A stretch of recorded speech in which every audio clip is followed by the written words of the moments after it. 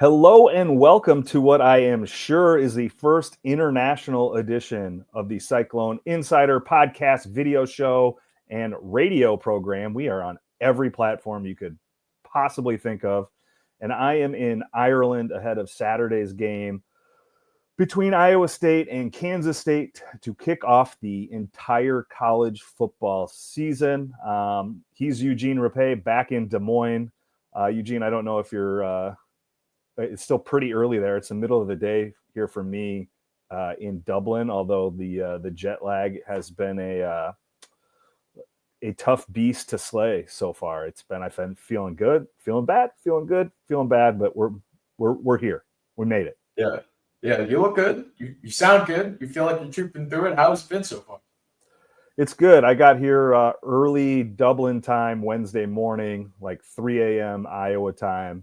I flew out of Minneapolis. A ton of Iowa State fans were on my Aer Lingus flight from Minneapolis to Dublin. I didn't see any Kansas State fans yesterday, like literally zero. Then today, we were up and about early, checking out some sites, and it seems like they all arrived. The K-State fans are now here.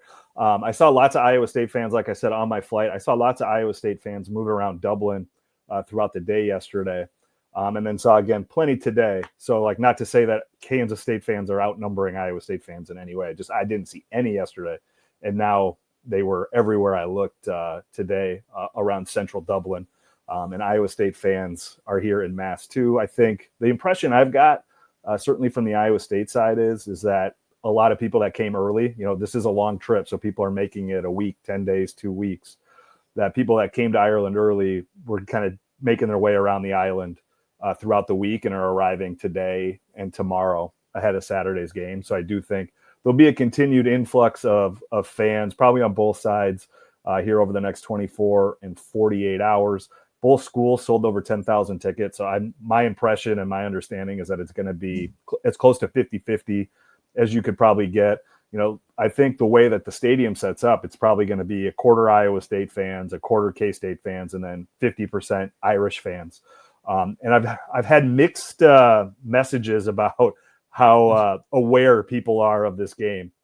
I would say I was in a pub yesterday where I saw a few Iowa State fans, and the servers there knew the game was going on. My cabbie, who seemed to know everything that ever happened in Dublin for the last 200 years, had no idea the game was going on. So that was like the one knowledge gap that he had going there. So it's a little bit, I don't know how much people are aware of it. I'm guessing starting today, like anybody that in the city that didn't know about it will, because they're going to all of a sudden start seeing a lot of cardinal and gold and a lot of purple making their way around Trinity College. I am staying as far away from the Guinness Brewery as possible, because I imagine that is just going to be an onslaught of tourists making their way in there. And not for me today, not for me this trip. But I do think the Dublin is obviously a big metropolitan European capital, but it's not so big that you don't notice an extra 25,000 Americans all wearing, one of two colors. So like, it is noticeable how many fans are here. Like I said, like the K-State fans were everywhere this morning. I've seen a ton of Iowa State fans, and that's really been the only, you don't see a lot of people, walking around. I have seen zero Notre Dame, which, dispel any cultural myths there. But those have been really predominantly, if exclusively, the only like American college gear I've seen. I did see one guy wearing a Georgia sweatshirt this morning out early walking. So the Bulldogs are here as well, or at least a Bulldog is here. Yeah, definitely once the game's on too, we'll be looking in the crowd and seeing what's out there. You know how it is with those NFL Europe games. It feels like whatever jersey or whatever football thing that Irish people can put on, they'll wear. So you'll see all those like random teams. But it sounds like K-State and Iowa State have showed up well. And it's exciting that we're finally here. What is it now, 48 hours away? Like after this long countdown, this long offseason, summertime, we've been talking about Ireland. And you're finally there. Fans are finally there. And we're just so close to the game now. Yeah, I am curious, like how Iowa State is going to, like, these are all 20-year-old finely tuned athletes. So I'm sure they'll be fine jet lag. But like, man, like if you can't sleep on a plane, you probably need 24, 48 hours to like fully get acclimated. Because they left in the evening yesterday, arrived this morning. So if they were not able to get some sleep, they're gonna be sleeping now. Iowa State has practice this afternoon, Thursday, or a walkthrough, I believe, at Aviva Stadium. We are going to get a chance to talk to Matt Campbell this evening. This evening being Irish time, still be morning back in Des Moines and Ames. We're hoping to get some information, but I think this will probably be a pretty cursory and quick media availability. We did get some news out of Iowa State and Kansas State yesterday with the first ever Big 12 media availability report. Keep that piece of trivia for like the next 50 years. So who had the first Big 12 availability report? Iowa State and Kansas State. Some notable names on there, Eugene. We got John Klosterman, linebacker, Trevor Burr, offensive lineman, River Peppers, the true freshman running back, who we weren't expecting to play a ton, but we had heard good things about all summer and fall camp. And then Dalen Haysert, offensive lineman as well, out. Daniel Jackson, wide receiver, Bo Goodwin, linebacker, and Elijah Carnell, defensive lineman, are questionable. So, I think the biggest name there is Trevor Burr, who, according to the depth chart, which, your mileage may vary with how much you want to take into that, was slated to start at guard. And I think the big thing there, Eugene, is, certainly him being out is significant, especially with how much Campbell and Ryan Clanton sang his praises this offseason. But I think the big thing there is, like, what are the dominoes that causes, especially at that center position of, who plays where that center job seemed like it was still up in the air as of late last week. Does Bohr being out, change the math there a little bit, like, to get another guard onto the field? What was your thoughts, I guess, both on Bohr and the entire availability report? Yeah, just looking at it, it was very just cool to see. I know we've always just clamored for more transparency, just anything. And, after hearing a whole offseason of, it's only Jamaica Parks or Michael Parks, who is the only person really dealing with an injury, you see this list and it's like, oh, okay, this is what Travis warned me about. Those depth charts, you can't really put too much stock into them because you got like a dozen names listed out, 3 guys listed as questionable. And of course, you're looking through it, and John Klosterman was a big one, but Trevor Bohr was the one that jumped out at me the most. Just with the offensive line, there was just such a huge piece throughout this preseason. How was it going to look? What were they going to do to put it together? And like you said, with Bohr now out, what are they going to do at center? And then for the guys who don't win that center job or start at center, where are they going to fit in at right guard or left guard? We know it's between Dylan Barrett, Brendan Black, and Jim Boniface, who started at center in 2023. And then you had Barrett and Black, who have previously started at the guard position. So is it going to be those 3? Is it going to be another guy? Garrett Rutledge was another player that they've been very high on, but he's also only just a redshirt freshman. Are they going to trust him early for those big snaps at left guard? To me, it's now just a toss-up of what is that center battle going to look like, and as a result, who's going to fill in those guard spots, because we really don't know at this point. Yeah, and I think if you look historically at offensive lines at Iowa State, both under Matt Campbell, now going into year 10 and now year 3 under Ryan Clanton, I think they've always been a little unsettled early in the year, whether that's because of injuries or just trying to shake out the depth chart. It does feel like they are at their best later in the season. And that's a good thing, obviously, but it also is going to be able to put your immediacy to the test here in a way that we've never seen ever under Iowa State, under Matt Campbell, in that you're playing a league game in League One. Like, you can go and mess around against North Dakota, against Southeast Missouri with your offensive line and not play a great game, be a little discombobulated, have some communication issues. You probably can't get away with that. It's certainly not to the same degree against Kansas State. And talking to Rocco Beck last week about that center position, he didn't give any hints about who would be the starter there, but he did say the biggest thing for him and that center is that communication, like to be able to know that they're on the same page with their protections, with their snap counts.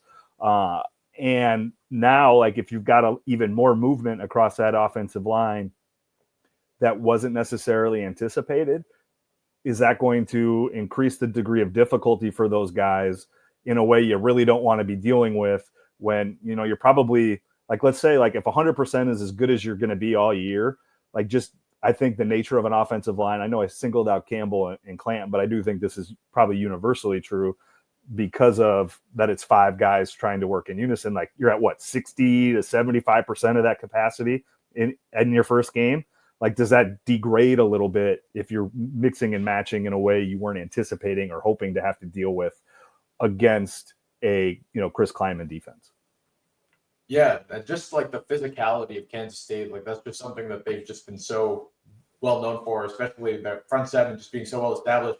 Now you're down a key starter or a key guard that would have probably started at for the offensive line, and now how are they going to adjust to that and also just handle that physicality from that front seven from K-State, where you just know that it's just going to be just an all-out war in the trenches, and you're down a starter. Not great going into Saturday.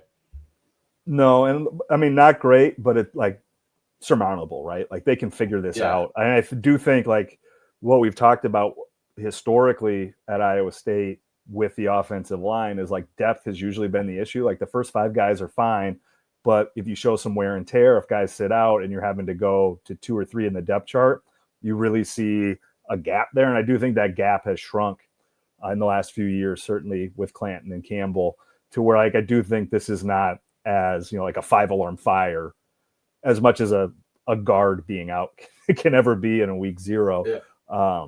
That like there are options here. And I think like just what we talked about with that center position, if you had 3 guys all with experience there, like that probably speaks pretty well to your ability to plug holes along that offensive line in a way that is going to allow you to still be successful in creating lanes for the running back and protecting the quarterback. And like, again, if this Ireland game didn't exist and you're going into week 1 against South Dakota, we're probably not talking about this to the same degree. Like it's going to come up because that offensive line is always a talker and something we're going to have because of the issues there historically, but it doesn't feel quite as important or critical as maybe it does with this game. And again, like I do think that they have quality and capable depth along the offensive line, probably at every position. It's, to me, the bigger issue is, having to potentially call an audible at a position group, not necessarily just one position, at a position group where the communication is so important and such a work in progress typically early in the season. Yeah, for sure. How did you feel about the player availability report as someone who has been on the depth chart, conspiracy theories, all that stuff? It's jarring to see because presumably they're telling the truth on these, like especially the out guys, like the Klosterman one. Like Campbell has said that they've been healthy all fall. So if that was the truth, is that not a lingering injury for Klosterman, or is it a new injury? We'll see. I mean, I think, Haysert has dealt with injuries for a long time too. Like, is that a holdover, a new injury? And I guess we should also preface this by saying that this is truly an availability report. They don't say why they're out or questionable. Like it could be non-injury related, personal reasons, academic reasons, like whatever the reason is, those are not part of this availability report. It's just strictly their odds of playing.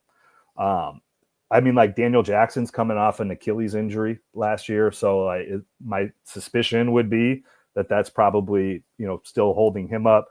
Bo Goodwin, like again, like Klosterman and Goodwin, like all of a sudden, all that depth we talked about at linebacker is no longer quite as the list of linebackers isn't as long if Goodwin and Klosterman both aren't able to play. Elijah Carnell, like not a guy I think that they were like immediately counting on, but a guy that both Matt Campbell and Eli Rashid had mentioned as, having a good fall heading into this game. And when we've talked so much about that defensive line and Iowa State needing to get more push like that, I don't know if that's significant, but it's notable if he is unable to play or not able to be 100%. So like there's some real stuff on here, like River Peppers. Again, I don't think a guy who was probably even going to get a carry in this game, but a guy that we had heard about as, somebody they were excited about. It's really interesting. And I think great for, you and me who live and breathe this thing. But I think it's also interesting for fans who live and breathe this in terms of the roster 125 and projecting out to the future, because, River Peppers being injured doesn't hurt Iowa State right now in probably any significant way. But like, does it hurt River Peppers in October, November and into next year, just losing a little bit of that development time? And the answer to that is probably no, it doesn't hurt them, but it does give you, I think, a perspective and insight into that development and projection timeline that maybe what we otherwise wouldn't have gotten, because I would imagine we're not going to get, if this were last year, you weren't going to have that information just, handed out to you by Campbell of, hey, the true freshman running back who nobody really thinks is going to play, but we're excited about, isn't going to play. So like that, for that reason, I think it is interesting. It also just allows everyone, again, you and me, and then fans who maybe that subset is small of fans who care about this, but I know they exist because I hear from them all the time, of just being able to track, what a guy's doing throughout the year. And like, why aren't we hearing from this player? Why isn't he playing more? Those guys, if it's injury related, and I think a lot of times it is, that we don't necessarily have full transparency about, usually you're going to have a better understanding of, oh, that guy's, if you consistently showing up questionable on the availability report, probably a good indication that there's something hindering that player. And that might give us, again, more insight of low snap counts or guys not playing, where a lot of times, when you try to get answers on that, they're either vague or not forthcoming, which again is, Iowa State and any football coach's prerogative. This is not me bashing on Iowa State because it's everywhere. But I do think some of the paranoia about that now having to go away is probably a good thing for everybody involved. But again, it's at the margins. Yeah, one thing just also going into this is, we weren't sure exactly what it would look like, or, could coaches just list everyone as questionable? It seems like it's a little more forthcoming than I thought it would be, just because you look at like what Bill Belichick would do in the NFL and just list a bunch of guys as probable or day-to-day. Here, it seems like, all right, these guys are definitively out, and then we have these three guys who are questionable. The list is also, like you said, just a lot longer. When you hear about those guys that they rave about in the offseason, and then you wonder, where are they? Where has that player been? If, moving forward, now you can look and see if these same 12 guys or however many guys are just on there. That's something that will definitely jump out as well. Yeah, again, I think it's a good thing. I think everybody will be acclimated to it pretty quick. And I do think, like, my hope is that every, all 16 Big 12 schools take it the same level of seriousness, because if they don't, then it's going to deteriorate in its value pretty quick. And I wrote a column about this last week, and I got a little pushback from fans of like, we don't care about this. Nobody cares about this. But I do think it ties to a larger situation in college sports where if you can't enforce rules, and I'm specifically talking about revenue sharing and NIL and collectives, you're punishing the schools that do follow the rules, both to the letter and spirit of the rule. That if you have rules that are only selectively or difficult to enforce, you're kind of saying to schools, coaches, players, you're kind of dumb if you follow these rules because the other guy's breaking them. Like, you can't. If you have rules, you have to be able to enforce them, which is something I have learned 10 times over as a parent.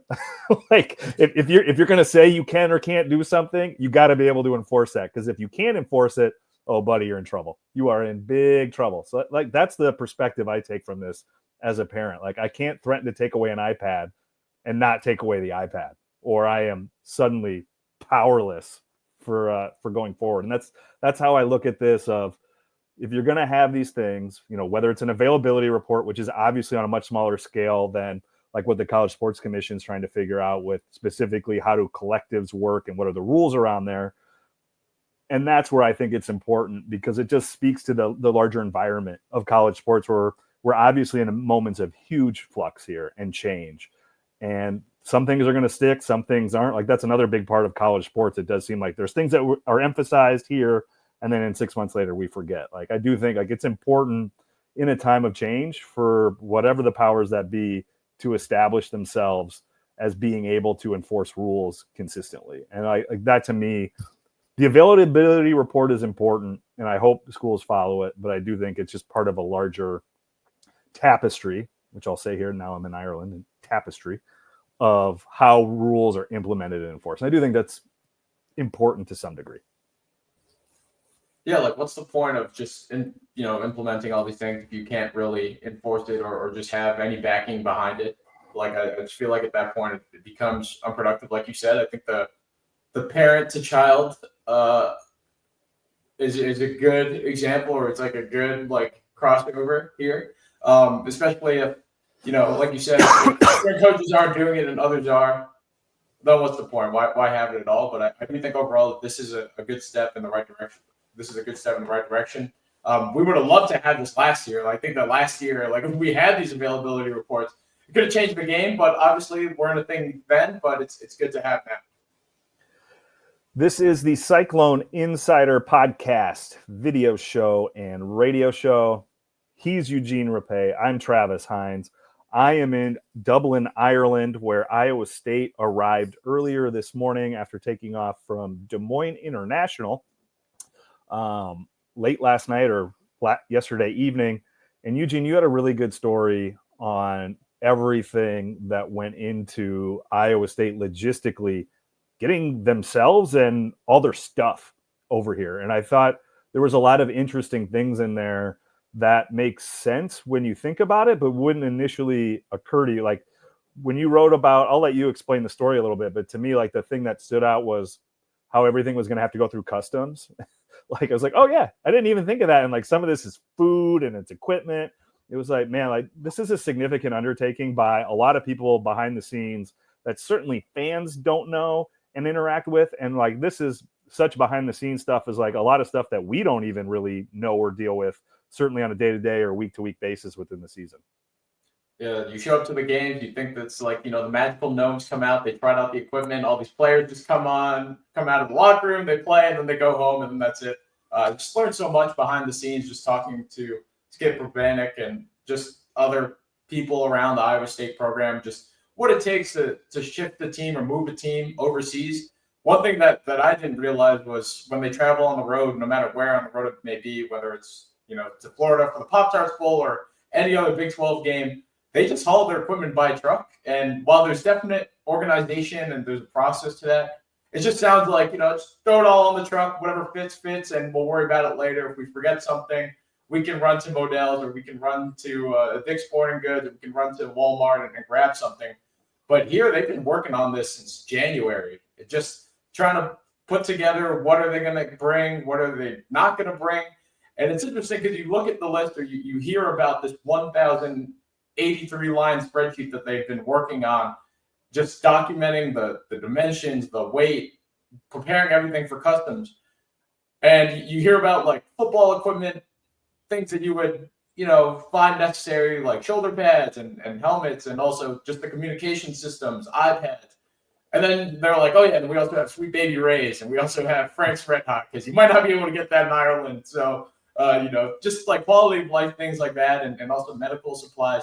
But they've been at this basically all spring, all summer, just documenting how much this certain trunks, certain bins weigh, what's in each bin. And it just made this massive mammoth of a spreadsheet that has been checked over by so many different departments, from equipment to medical to just everybody in the program. I'm sure Matt Campbell hasn't, luckily for him, he hasn't really had to micromanage that. It seems like the Iowa State equipment staff has been at it and just working on it all summer, but also just the passports. Like, oh yeah, just talking to lots of different players this offseason. They talked about how this would be their first time out of the country, first time overseas. And then you find out 80 of the 120 guys don't have a passport. And that's something that they had to get an early jump on as soon as the winter transfer portal window closed, just to make sure that guys will be ready to go this fall with their passport. And honestly, I thought that might have been the harder undertaking, just corralling 120 18 to 24-year-olds, making sure they have all their documents, everything that they need. But according to Skip Urbanek, that was actually the easy part. It was just a matter of just staying organized and everything. And it sounded like Iowa State had a good process. They had they asked around other colleges that have also taken similar trips. And it seemed like just having that blueprint around has helped out. And also it's kind of cool to see like how open other schools are. Sometimes it feels like coaches or programs are very secretive about their plans, or they don't want anyone to know about the secret sauce. But it sounds like equipment room managers and just all the different personnel behind the scenes, that they're pretty open to sharing like, oh yeah, this is what we did. This is what our inventory looked like. This is how you should format your spreadsheet. This is how you should make sure you get this ready for customs so you don't have any problems. It was a very interesting undertaking, but also cool to learn about how it worked. Yeah, I mean, like the part about how they truck everything to where they're going, like that is a logistical undertaking every single week, but it's the same every single week, right? Like they know exactly what they're going to do. This is completely different to have to get it from the facility and then down to Des Moines and then onto the plane. Like you and I have seen this before, and maybe this is a little insight for people. Like after a game ends on the road, wherever it is, you go down in and near the locker room, it is a hive of activity, of very specific actions of people moving very quickly and very purposefully to load everything back up immediately. And it is like those guys, the team is trying to get out of there as soon as they can so they can get back to Ames. And it is incredible to see them to pack up these huge, I don't even know what would you call them. Like they remind me of,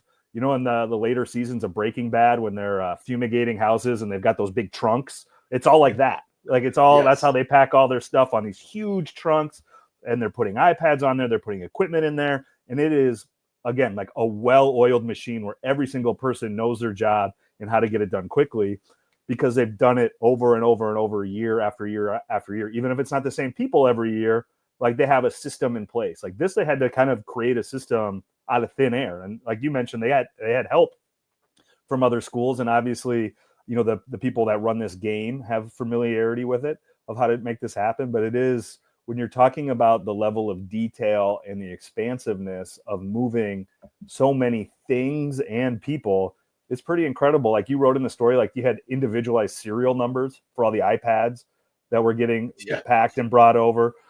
It's incredible the level of logistics it takes. I mean, like that's not even counting like just getting everybody on the plane. And like Campbell talked about it, like they tried to figure out how to get guys to sleep on the plane. Like the thing I was thinking, the plane's 300 people. So like the football players and the coaching staff is however many of that, probably half. Like, did they have to tell everybody else on the plane to shush? Like no one is allowed to speak on the plane because the players need to sleep. Like that's like, I'll be curious about that, because there's just so many moving parts here and so many, little things that the team, the program, the people in charge have to smooth out, that if they do a good job, nobody ever knows about it. And if they don't, there's going to be a lot of cranky people, ornery people, or somebody missing their left cleat or their eye black or, whatever. Like just packing myself for 7 days, I had to go over and over do I have this? Do I have that? Do I have this? Like, I can't imagine doing it for that many people and that kind of equipment.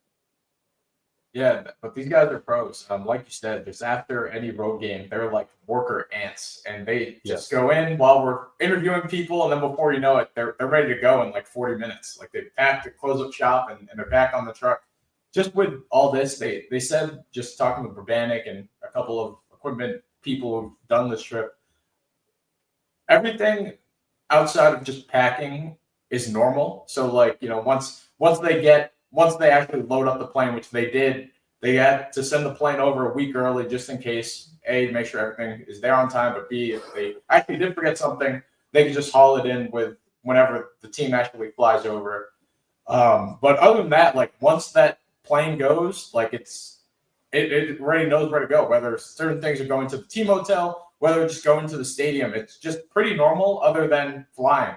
And it was just cool to think that, like, Iowa State has done this for many, many years, but this was the first ever time that they actually ever had to account for loading up a plane and just sending equipment that way. Yeah, it's the little like things like this, I think, that make you appreciate or understand to a greater degree what an operation it is to run a college football program. Like you're talking about a $80 million business, give or take, like the revenue wise, like that Matt Campbell is essentially in charge of. And like, then you have to go down, like Skip is integral to a lot of the stuff as chief of staff. And you go on down the line from the equipment to support staff. Like there's just so many people involved that get Iowa State football on the field on Saturday that you never see and you never hear about. And now, they get their moment in the sun to go international here. And it has been impressive to learn about.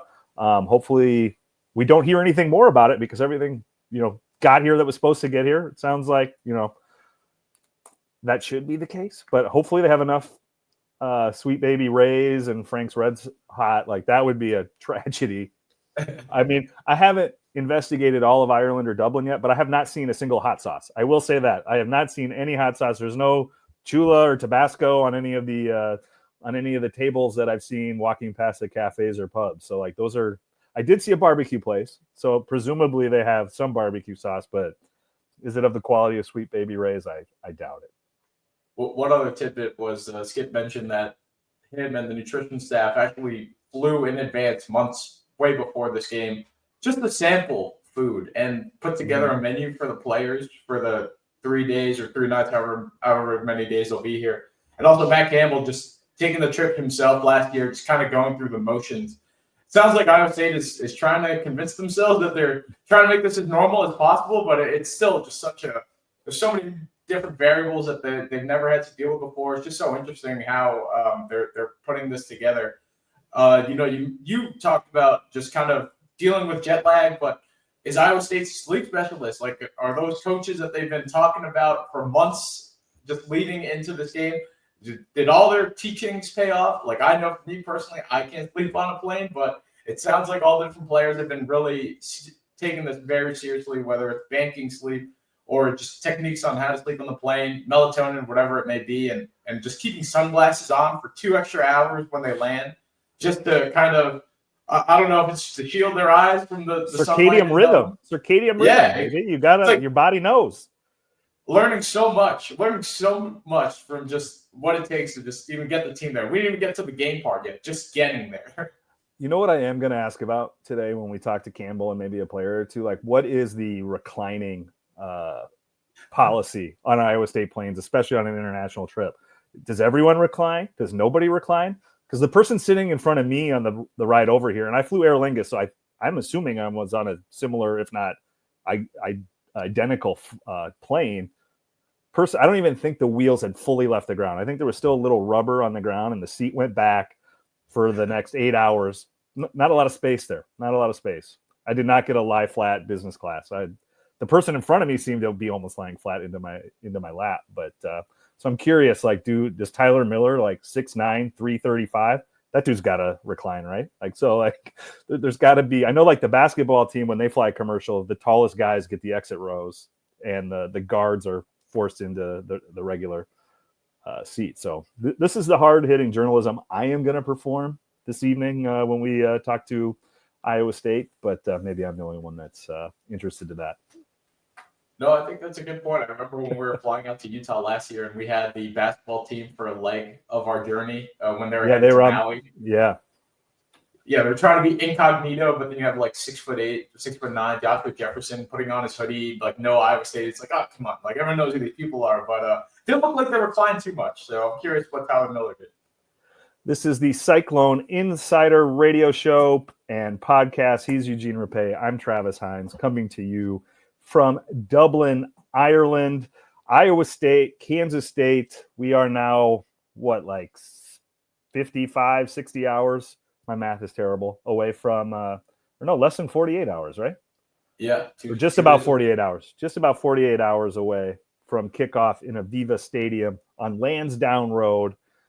Should we talk about the actual game? We've talked a lot of stuff around the game, but I guess we could do that.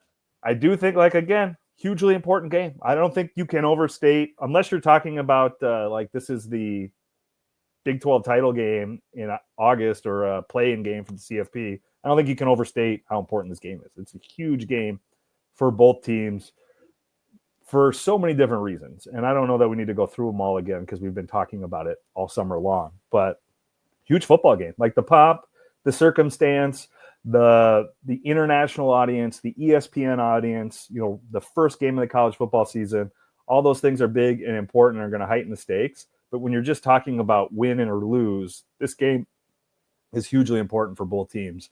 And I do think, like, K-State has been the betting favorite, I think, since day one. Obviously, K-State is higher in all the polls. They're most of the Big 12 projections I've seen, from media, had K-State higher than Iowa State. I picked Iowa State to win, but I feel like I'm in the minority there. But I think like this is going to be, unless something funky happens, I think when you look at both teams, you look at both programs, it feels very much like a classic coin flip game for Iowa State and Kansas State. Yeah, no, 100%, no doubt. The spread has been 3.5 to 3 points towards Kansas State, which is essentially on neutral field, pretty much a coin toss.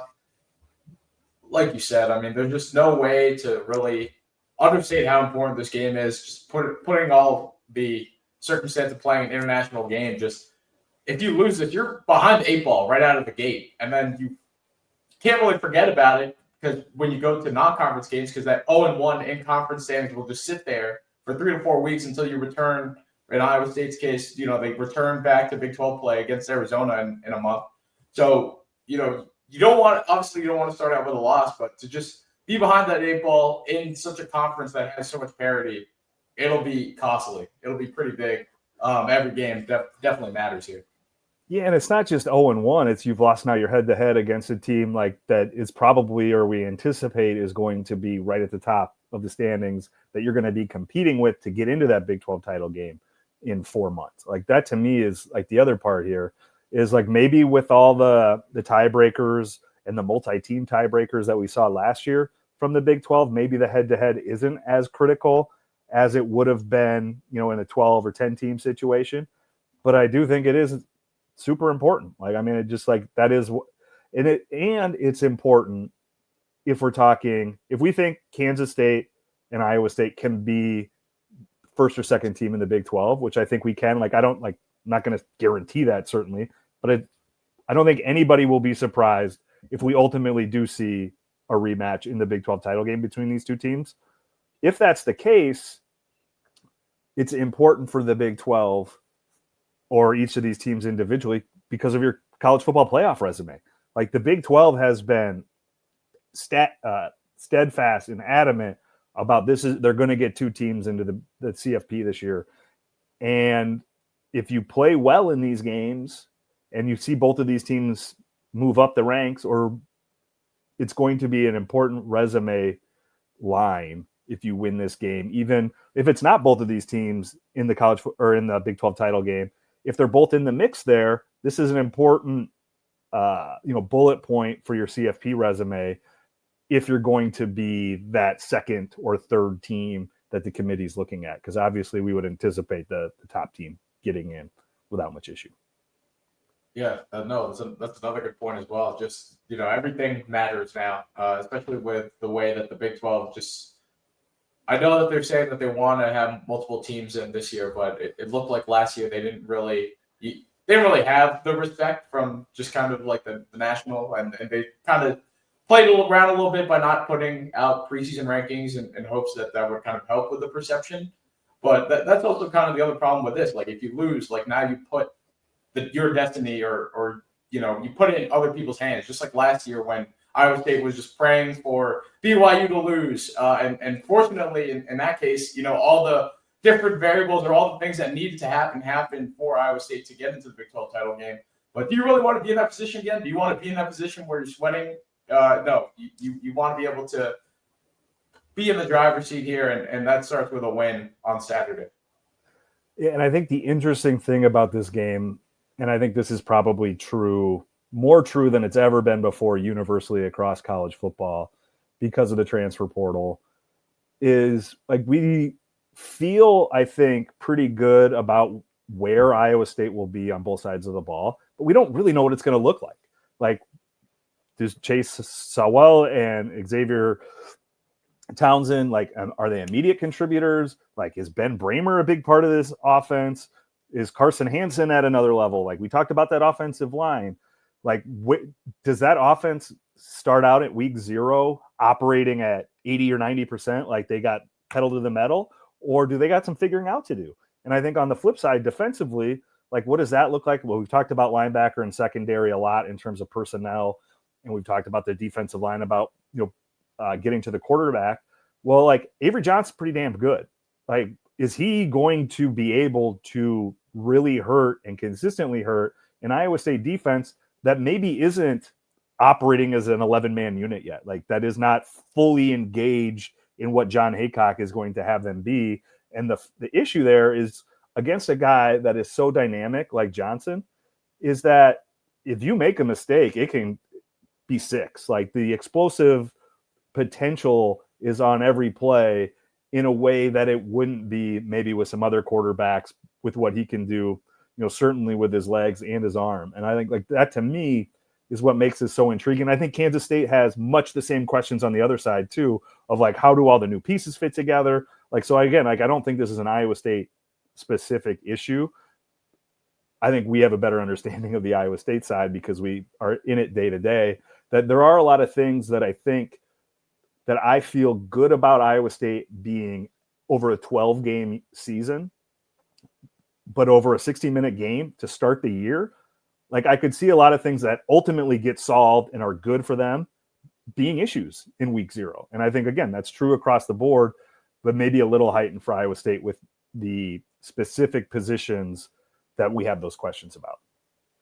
Yeah, with the K-State side, I mean, they got a new offensive coordinator this year. Are they going to look different? Are they going to run different things? Is Avery Johnson, is he actually going to take the next step? Is he going to live up to the Heisman billing? I definitely have those questions. And also with Iowa State, like I've thought about that as well. Like, what if it takes time for Chase Owell and Xavier Townsend to get into a group with Rocco Beck? Like, did we take for granted that security blanket of Jaden Higgins and Jalen Noel? Or are they going to be just going out of the gate blazing? Yeah, and like I think, and this is like specific to what I was just saying, in that I have a ton of confidence in what Iowa State is able to do from their identification, evaluation, development, and deployment of wide receivers. Like I think they've got that pretty well figured out, and I think the track record backs that up. But you look back to Jaden Higgins took a while to get going, like as a transfer. Xavier Hutchinson to some degree too. Like, so does it take are those guys, when you look at their stats at the end of the year, like, oh yeah, that was fine, but like, does that start week 0? Are they all on the same page? I think Sowell had some injury issues. I think both of them had injury issues throughout the spring that lingered a little bit, but not too much to keep them off the field this fall. So like, what is their rapport and their timing with Rocco Beck like? And does that matter in week 0? Like, are we just dumping off to Ben Bramer and Cooper Alexander and Gabe Burkle and the Sama and Hansen out of the backfield? Or is it Taylor Mauser's looking at it like, we're going to let it rip? Like, I think those are big questions. And, we've heard it from Campbell. We've heard it from Mauser. We've heard it from Haycock. They got an idea about stuff, but they don't know. And like, that's the thing. Like, you don't know until you're out there under center, to figure these things out. And I think that's what makes this game. This is why I kind of wish we had more of these marquee games early in the year, because I do think it heightens everybody's, you have to be good right off the bat. Like, there are no preseason games, and it's kind of fun. It's probably not fun if you're in it. Like, it'd be nice to have a warm-up act, but like, to go into this game and having an idea, but not really a clue at the same time, I think makes this a more interesting football game. And it makes it a more interesting way to start the college football season when you're looking at it from 35,000 feet. Yeah, like on the flip side of it, like they could play an FCS team, blow them out 52-0. And I still wouldn't know if we actually learned anything from that. Yeah. Like, other than, okay, these guys are definitely the starters. So-and-so had a big game, but will it translate against a Big 12 team or someone like that? So, as much as I really do still wish that we had an inner glimpse in practice or scrimmages. But that's also just what makes this Week 0 game so fun, because we'll finally get to see it. Like, after talking to different players, talking to different coaches, now we actually get to see the product in action. And what will that product look like? We won't know for sure, but I'm still sticking with my Iowa State prediction. I actually do think that Iowa State will win this one. I know it has been, the more I've heard about this game, the more content I've digested about this game, it really does seem like the national media is picking against the Cyclones, but I still feel good about our gut prediction there. Yeah, I think, to me, like, we'll start, like, the highest profile is, what does the passing game look like? And I do think that's important. But I do think that if I had to pick one thing that was going to decide this game, it's going to be, is Haycock's defense ready to perform at a high level immediately? Because I do think they're going to be put to the test by Avery Johnson. Because he can do so many things, because he can go off schedule and go off script and hurt you in a way other quarterbacks can't, especially early in the year. And when you're talking about new guys in the secondary, when you're talking about the volume of guys at linebacker, when you're talking about new guys at the defensive end and at a position that we haven't really seen be super productive over the last 2 years at Iowa State, like I think the challenge for them is more immediate and acute potentially than what that offense is going to face on Saturday. So if Iowa State's defense is ready to go as much as you can be in week 0 game, I think that is going to be as determinative more than anything, win or lose for Iowa State, because I do think like the big play, if they give up big plays, I think that tips the scales in Kansas State's favor, probably to a degree that is going to be too much to ask a Iowa State offense with new skill position players on the outside to overcome. Yeah, in a similar vein, like to me, one thing I'm definitely looking at is the turnover battle. It felt like in last year's matchup with K-State, that was huge. I mean, that basically swung the game at certain points, and it kept Iowa State in front. If Iowa State's defense can do something similar to that, or force Avery Johnson to make mistakes or capitalize on those mistakes, that'll be crucial. I feel very confident in what Rocco Beck brings under center, and just kind of that clutch gene, or just his ability to elevate his game in tough situations, especially in the fourth quarter. But and I also know that on that end, the turnover battle there also, can they take care of the ball? Will they cut down mistakes? Will there be penalties? They didn't have any problem. They didn't really have too many problem penalties last year. Does that continue? So just little things like that. Like I feel like in this week 0 game, those mistakes are highly magnified. But if Iowa State can win that turnover battle, minimize penalties, they should be in pretty good shape. We shall see in about 49 hours or so. Iowa State, Kansas State, Aviva Stadium, Dublin, Ireland, top 25 matchup, Big 12 game, week 0 game.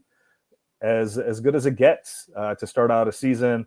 I will be there. DesMoinesRegister.com will have as much content as you could possibly hope to have. Eugene will be holding things down back in Des Moines, but be sure to check us out here throughout game week and throughout the season we'll see.